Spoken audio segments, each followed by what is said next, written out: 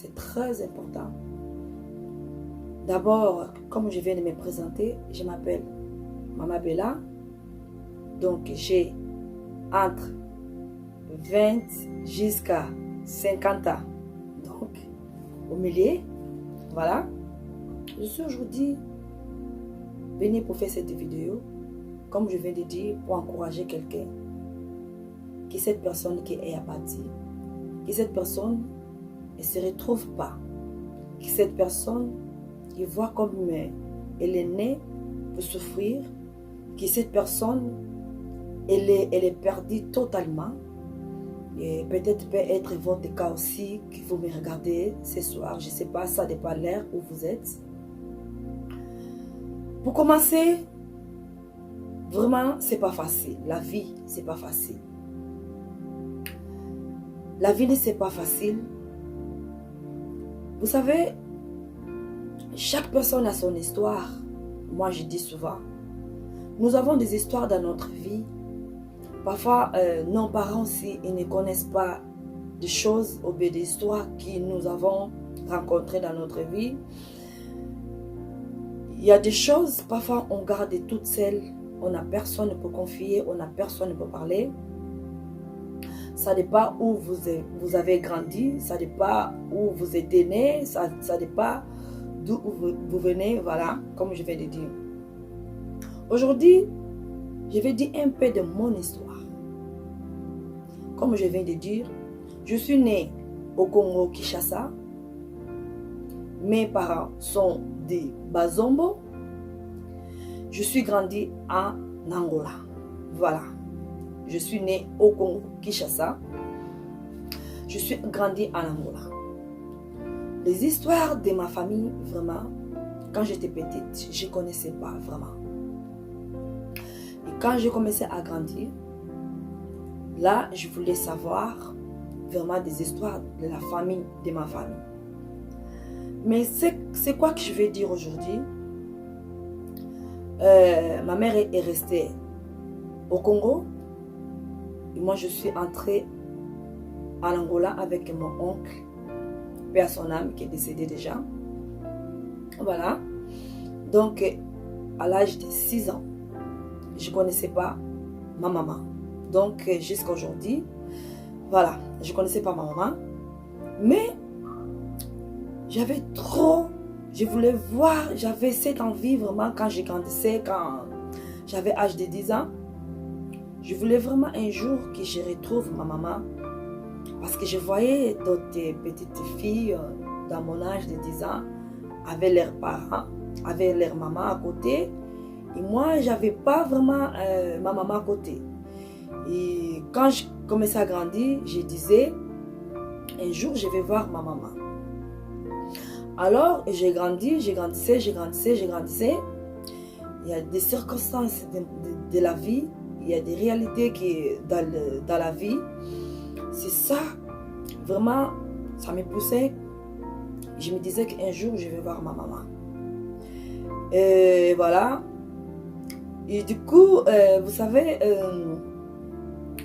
à l'âge de 15 ans, 16 ans, vous savez, nous, à l'Afrique déjà, une femme déjà à l'âge de 15 à 16 ans, c'est une fillette déjà. Donc voilà, elle a ses ambitions aussi. Hein. Elle a ses ambitions aussi. Mais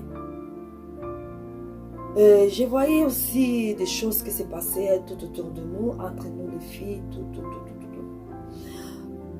À moi, je me disais, il faut que je voie ma maman. J'avais tellement souci de voir ma maman. Et voilà, comme je viens de dire, il y avait des choses il y avait des choses, même j'ai du mal à expliquer un peu, mais je vais essayer d'expliquer un peu. Voilà. Et quand j'ai commencé à grandir, voilà, il y avait des choses de la réalité de la vie tout autour de moi, beaucoup de choses tout autour de moi. Et du coup, je me disais, moi, je ne peux pas me laisser faire. Je disais que je ne peux pas me laisser faire. Il faut qu'un jour, moi, je me marie. Je disais qu'un jour, il faut que moi, je me marie, que que je puisse honorer ma famille. Par contre, j'avais la famille de ma maman qui était au Congo. Il y a d'autres qui étaient en Angola. Et j'avais la famille de mon père qui était en Angola. Mais voilà. Et quand je commençais à grandir, et j'avais aussi des ambitions, aussi comme toute jeune fille, j'avais envie de m'habiller, j'avais envie d'acheter, voilà, à l'époque, des mèches, voilà, des vernis, voilà, parce que j'avais déjà un âge déjà qu'il fallait que je m'habille bien, voilà, voilà. Mais quand même, je me débrouillais dans les paix que j'avais, hein. Pas beaucoup vraiment, j'avais pas trop des habits, j'avais pas vraiment des colliers, j'avais pas beaucoup des oreilles, j'avais pas vraiment beaucoup de choses, voilà, qui puissent vraiment mettre, qui puissent attirer quelqu'un, voilà, j'avais, plus que je peux dire que j'avais pas vraiment des habits, voilà, je me débrouillais, voilà, parfois, je peux dire, 3 jupes, voilà, ou bien 3 chemises, une chose comme ça. Mais quand même, j'ai débrouillé pas mal. Je faisais tout, voilà, je sais que vous avez des questions, ils vont demander beaucoup de questions, voilà, voilà.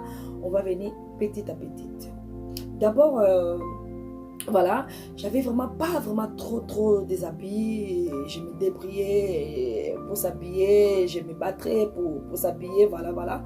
Mais une chose en moi, je me disais que je ne vais pas me laisser faire. Quand je voyais ma famille qui était au Congo, je voyais ma famille qui était en Afrique, et je voyais que je voulais voir ma maman. J'arrivais pas à l'époque, vous savez, il n'y avait pas les téléphones comme aujourd'hui. Nous avons des réseaux sociaux, nous avons toutes les applications sur les téléphones.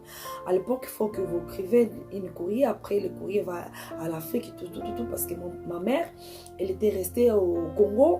Après, elle était mariée, elle était partie voilà, comme on dit, Nabamboka, Yabangala. Et moi, je ne connaissais pas. Et tous mes oncles et toute la famille de ma maman, ils ont perdu le contact avec ma maman. Ils ont perdu vraiment parce que ma mère était plus au Congo, vraiment, était dans la province de Congo. Ils ont perdu totalement le contact avec ma maman. Alors moi j'étais à l'Angola, à l'âge déjà, je commençais à grandir. Je voulais vraiment, j'avais le souci de voir ma maman. Je me disais, quand est-ce qu'un jour je vais voir ma maman? Voilà, vous savez, quand une fille déjà commence à grandir, commence à savoir de la réalité, voilà, il y a beaucoup de choses tout autour de moi que ça m'a posé beaucoup de questions. En bref, voilà, je me disais, je ne vais pas me laisser. Je ne vais pas me laisser. Je me disais qu'un jour, je vais faire la fierté de ma famille. Voilà, malgré ma souffrance, malgré je n'avais pas des habits vraiment, j'avais pas vraiment, comment dire, des accessoires, des maîtres, voilà, des boucles d'oreilles, comme je vais te dire. C'est une histoire à moi, hein, c'est une histoire à moi, chacun a sa témoignage, voilà. Et parfois, je me disais, tu vois, tu as des copines, voilà, vous savez, l'adolescence, nous avons cette ambition de sortir aussi, voilà, de faire des copains, tout. Mais moi, je me disais, mais non, j'avais peur de ça, de trouver un copain, voilà, tout ça. J'avais peur. J'avais peur parce que je me disais que peut-être je vais tomber enceinte et après, voilà, tout va basculer. Peut-être l'homme ne va pas m'aimer, tout ça. J'ai posé des questions, j'ai posé tellement de questions. C'est toute ma vie et c'est la vie de ma famille. Et c'est ça que je pense que ça m'a poussé beaucoup à non faire vraiment des bêtises. J'avais 16 ans, j'étais comme toute fille, vous savez, entre de 15 à 16 à 17 à 18 ans, les filles, nous avons vraiment des ambitions. J'avais ça. J'ai fait aussi des bêtises, comme toutes d'autres filles peuvent faire aussi. J'ai fait vraiment des bêtises, des choses, voilà. Mais à moi-même, je disais que non, il faut qu'un jour, moi, je me marie. Alors, vous savez, il y avait des gars qui venaient me proposer, voilà, on veut de toi. Et voilà, et parfois je me demandais, Seigneur, si je me marie avec un homme, après demain, il va faire l'enfant avec moi, après demain, il va me dire que non, je ne veux plus de toi. Ou je serai. Je me disais ça, je me demandais chaque fois cette question. Où je serai? Est-ce que un jour je trouverai ma mère? Parce que quand je vais me marier, après ma fille va basculer, tout ça, tout ça. Je me posais des questions, je me posais tellement de questions. Alors, j'avais des copines, j'avais des amis, tout, je voyais mes copines, tout ce qu'elles faisaient. Moi aussi, j'étais aussi dans la bêtise. Je ne peux pas aujourd'hui dire que non, j'étais une sainte fille, j'étais bien. Non, non, non, non, non. Je faisais aussi des bêtises, vraiment. Je faisais des bêtises, voilà. En bref, voilà, je me posais tellement de questions comme ça, comme ça. Mais il y avait des messieurs même qui avaient de l'argent, qui avaient de la voiture, des voitures de luxe. Il y avait vraiment beaucoup de l'argent. Ils étaient derrière de moi. Il y a d'autres qui me disaient pour m'épouser. Il y a d'autres qui voulaient me faire voyager que voilà, parce qu'ils me disaient que j'étais belle, j'étais belle, et tu es trop belle, on veut de toi. Voilà, ils me disaient beaucoup de choses.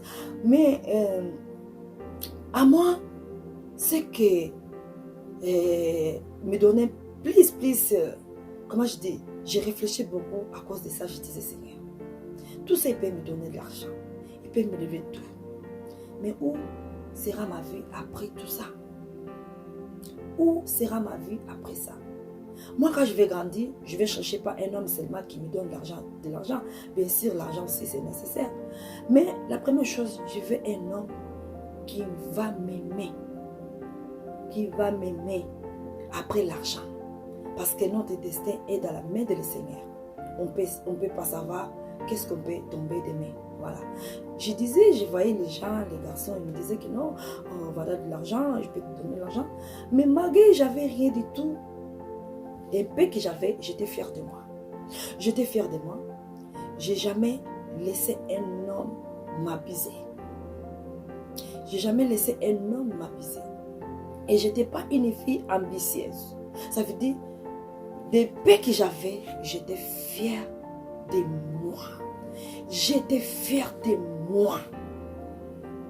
Des peu que j'avais, même que je battais, j'étais fière de moi. J'étais, comme on dit en portugais, j'étais muito orgulho de mim. J'étais très fière de moi. Je me disais non, je ne vais pas me laisser faire. À cause de l'argent, à cause des voitures. Mes copines me disaient non, tu es belle, voilà, tu as un bel corps, voilà, c'est messieurs, malgré les mariés, voilà, tu te mets avec les messieurs, fais l'enfant avec les messieurs, tu vas changer ta vie, tu vas changer la vie de ta famille. Moi, je me disais non, je ne peux pas le faire. Je ne peux pas le faire. Alors, je commençais à grandir, Autour de moi, il y avait des hommes qui étaient mariés, qui couraient derrière moi, qui avaient des possibilités et me proposaient vraiment de m'acheter des maisons, de m'acheter de la voiture. Et moi, je n'ai pas accepté. Je ne vais pas accuser personne, hein. Peut-être c'est votre cas, vous avez accepté, mais c'est mon histoire. À moi, c'est celui-là que je suis dédiée. Alors, il y avait tellement de propositions, il y avait tellement de garçons qui couraient par-ci, par-là. Je voyais que ma famille, plus, on était pauvres. Ça veut dire qu'on était vraiment pauvres.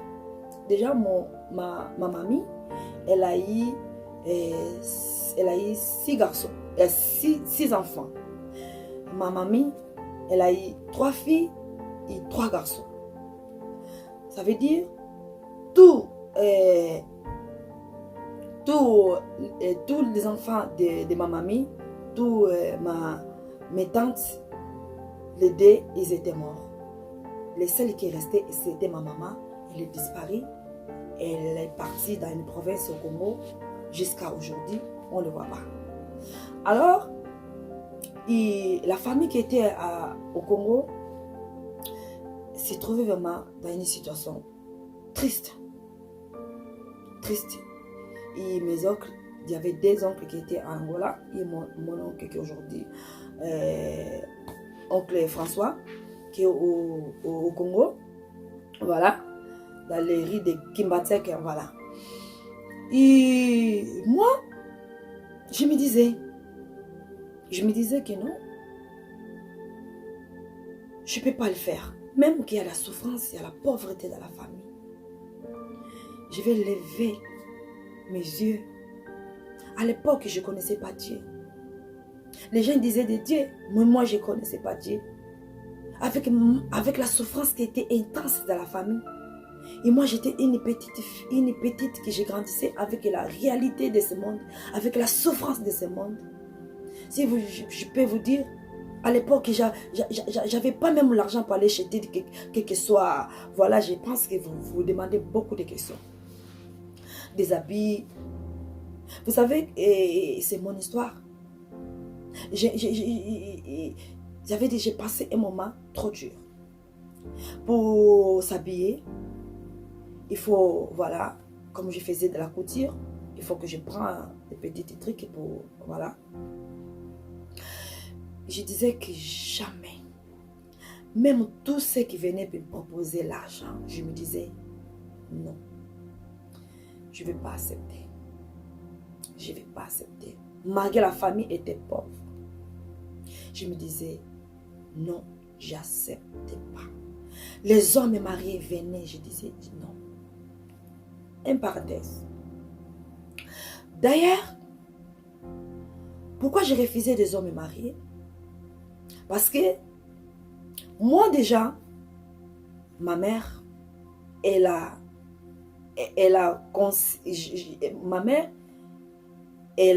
avait les relations avec un homme qui était déjà marié, qui est mon père, qui était déjà marié. Donc, moi quand j'ai grandissé, et toutes ces histoires j'ai entendues, je connais la réalité. Je me disais que non, moi je ne peux pas me mettre avec un homme marié. Je ne veux pas se mettre avec un homme marié. D'abord déjà, je ne connaissais pas Dieu à l'époque. Mais je commençais déjà à refuser déjà, à refuser déjà des choses négatives dans la famille. Je commençais déjà à refuser, je disais non, moi je ne peux pas me mettre avec un homme qui est marié, avec sa femme, avec ses enfants. Je commençais déjà à refuser déjà la loi peut-être, je ne sais pas si c'était dans la famille. Vous voyez? Mais je ne priais pas. Je dis non. Je refusais. Mais ma mère, elle a eu les relations avec un homme marié. À moi-même, je me disais, même ces hommes, ils ont de l'argent aujourd'hui. Je me mets avec elle. Qu'est-ce que sera ma vie après tout ça? Qu'est-ce que sera ma vie? Est-ce que je serai contente ou bien je serai dans la joie? Un jour, je serai bien dans ma maison ou non? Quand cette femme va écouter que moi, je suis la femme, je suis tombée amoureuse de son mari, avec ses enfants, est-ce que moi, je serai bienvenue dans cette famille? Toujours, je me posais des questions. Il y avait tout autour de moi des choses que je me déposais des questions. Je me demandais, est-ce que si je fais ça, c'est bien? Je refusais déjà à l'époque. Moi, j'avais quel âge? Quand je pensais ça, j'avais l'âge de 13 ans. Je commençais à penser ça, que je ne peux pas voir le mari d'autres. Même la famille était la souffrance. Même la famille était pauvre. Je disais non. Vous savez, je disais même à Dieu, je préfère même chez nous, à Lingala, on dit Moutapous, qui va m'aimer de tout son cœur, que je sais qu'il va me prendre dans sa maison, que je serai heureuse de que prendre un homme qui est marié, de que prendre un homme, je ne sais pas, qui va m'aimer seulement parce que, voilà, parce que ma beauté, après lui, il n'a pas l'amour pour moi. Bien aimé, je disais ça. Vous pouvez imaginer, je refusais déjà des choses. Or, Dieu savait que j'avais une étoile. Et Dieu savait qu'un jour, je vais le servir. Bien aimé, dans le Seigneur. Bien aimé, ce message, c'est pour toi. Soyez dans la joie. Comme la Bible dit, faut constater ce que tu as bien aimé dans le Seigneur. Dans l'Hébreu, chapitre 13, le chapitre 13 du verset 5, bien aimé dans le Seigneur, il faut être dans la joie ce que tu as. Ne livre pas de l'amour, de l'argent, bien aimé dans le Seigneur. Je ne connaissais pas Dieu, mais j'ai refusé. Il y a des choses dans notre vie, on doit refuser. Vous savez, aujourd'hui, nous avons tellement de choses à raconter aux jeunes, à fortifier aux jeunes. Parfois, des choses qui tiennent de faire.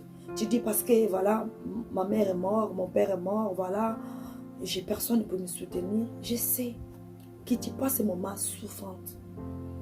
Je sais, je ne peux pas te juger ce que tu fais là. Je ne peux pas te juger. Mais laisse-moi te dire, ton avenir est dans les mains du Seigneur Jésus-Christ. L'Éternel, il ramasse les gens qui les gens ne donnent pas l'importance. Où le Seigneur m'a ramassé, mais je ne savais pas qu'aujourd'hui je serais comme ça. C'est pour ça que je dis, chacun a son histoire. Je ne suis pas venue pour juger, mais je suis venue pour t'encourager. Toi qui te dis que je n'ai pas des habits, que les autres s'habillent bien. Voilà, j'ai personne pour me donner l'argent pour aller acheter des habits. Tu es en train d'aller se prostituer partout avec ton bel corps, avec la capacité que Dieu t'a donnée, avec la beauté que Dieu t'a donnée, avec toute la grâce que Dieu t'a donnée. Oui, tu as une grâce particulière que l'Éternel t'a donnée. À l'époque, moi, je ne connaissais pas Dieu. Mais j'ai refusé. Je disais non, personne ne peut m'épuiser. Personne. Vous pouvez imaginer, quand tu dis que non, je préfère écouter Moutou Oyo, Moutou à salarié dans la machine à foufou. Aujourd'hui, on peut dire, mais c'est quoi la fille demande? Mais j'ai demandé à la personne qui peut voir l'amour de moi, de m'aimer, de me chérir. Parce que un jour, la beauté s'y peut aller. Mais l'amour reste. Un jour, l'argent aussi peut aller. Si moi, je n'avais pas l'amour de cette personne, je ne vais pas aller aussi. J'avais aussi des copines, j'avais aussi des gens tout autour de moi et qui me regardaient et disaient, ah moi non Mawa, ah cette petite fille, ah c'est pitié, ah cette fille, pitié, pitié. Pour manger c'était difficile, pour s'habiller c'était difficile, pour mettre les crèmes de beauté c'était difficile. Vous pouvez imaginer les litres de l'huile, quand c'est finissait des litres de l'huile, tu coupes les savons, comme aujourd'hui on dit les savons de Marseille. On coupe un tout petit, on met dedans dans les litres de l'huile, un peu de l'eau. C'est ça, c'était mon lait de beauté que je mettais chaque jour. À l'époque, qui va t'acheter bande génique? On mettait, je coupais même des habits qui étaient vieilles. C'est ça, c'était mon serviette. Je mettais des bandes géniques, c'est ça, c'était mon serviette. Je mettais ça. Vous pouvez imaginer, mais je disais, moi, je ne serai pas comme ma mère. Elle m'a eu d'un homme. J'acquise personne. Chacun son histoire. J'avais pas la valise qu'on porte aujourd'hui, qu'on peut mettre des habits. J'avais que des sacs que je mettais mes habits. Où je dormais, c'était triste. Je ne savais pas comment acheter des mèches à l'époque. Je ne savais pas comment acheter les crayons. Vous savez, bien aimé. Et je ne savais pas comment mettre des poudres aujourd'hui. Des poudres. Je prenais chez nous, on appelle ça les briques rouges. Je prenais les briques J'écrasais. C'est ça que je mettais comme des poudres. C'est mes visages. Pourquoi on a bima kitoko? Pourquoi on a monanga? J'avais rien du tout. On a tiré mon tout. On a tiré mon balle. Mais à moi, aujourd'hui j'ai compris. Il y avait quelque chose qui c'était spécial. J'avais quelque chose qui était glorieux dans mon cœur. Bien-aimés dans le Seigneur, constatez-vous ce que vous avez. Malgré la souffrance, l'Éternel ne vous abandonnera pas. Peut-être ton cas, jeune fille, tu te dis que non. Oui, moi aussi j'ai grandi. Je n'ai pas connu ma maman. Je n'ai pas grandi, je n'ai pas connu ma maman.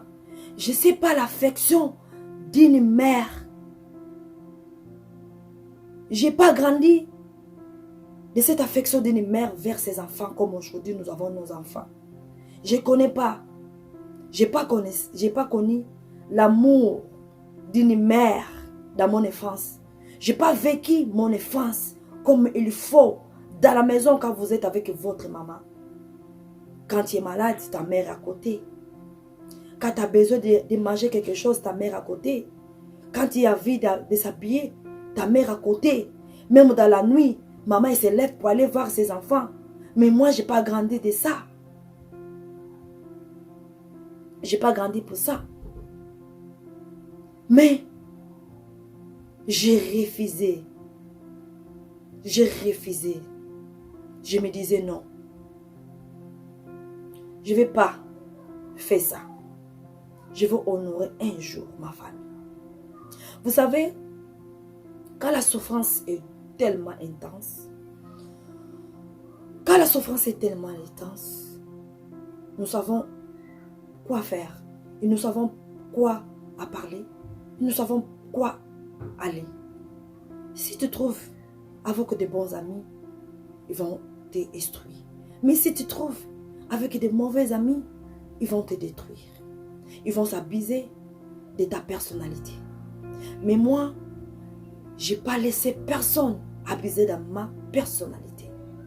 J'étais fière de moi. Avec 3 jupes, 3 chemises. Vous savez, même des chaussures. À l'époque, nous à l'Angola, on appelle ça sandales. Étaient trouées. Je prenais même des aguilles. Mes sandales. Je faisais ça.